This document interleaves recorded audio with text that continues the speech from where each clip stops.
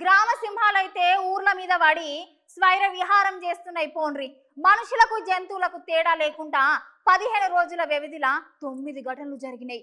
వీధి కుక్కల నియంత్రణకు చర్యలు కూడా తీసుకుంటలేరు. మరి ఇక ముచ్చట ఏడనో చూడరు మీరే.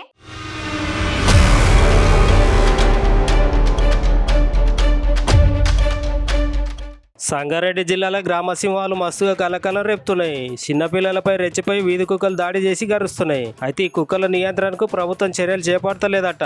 15 రోజులు కాక మునిపే 9 ఘటనలు జరిగినాయి. ఇట్లాంటి కుక్క కాటు ఘటనలో 6 ఏళ్ల పిల్లగాడు కూడా మరణించిండు. 4 పరిస్థితి అయితే చాలా విషమంగా ఉన్నది. 6 అయితే గాయాల పాలయ్యారు. గట్లనే ఈ వీధి కుక్కలు దాడి చేసుడుతో 20 గొర్రెలు అక్కడికక్కడే మరణించినాయి. ఇంత జరిగినా కూడా ఏ విషయం మీద ఏ సర్కార్ అధికారి గానీ ఒక్క మాట కూడా మాట్లాడతలేడు. ఈ వీధి కుక్కల నియంత్రణ కోసం ప్రతి మున్సిపాలిటీలో స్పెషల్ ఫండ్స్ ఇచ్చిర్రు. కాకపోతే అక్కడ అట్లాంటి చర్యలు చేపడతలేరు. మళ్ళా వాటిని నియంత్రణకు మాత్రం అధికారులు ఫండ్స్ ఖర్చు చేస్తున్నట్లు లెక్కలైతే చూపిస్తున్నారు. ఇట్లాంటి వీధి కుక్కల స్వైర విహారం ఉంటే ఇంట్లో నుంచి పిల్లలను బయటికి ఎట్లా పంపించాలి అని తల్లిదండ్రులు అందరూ బాధపడుతున్నారు.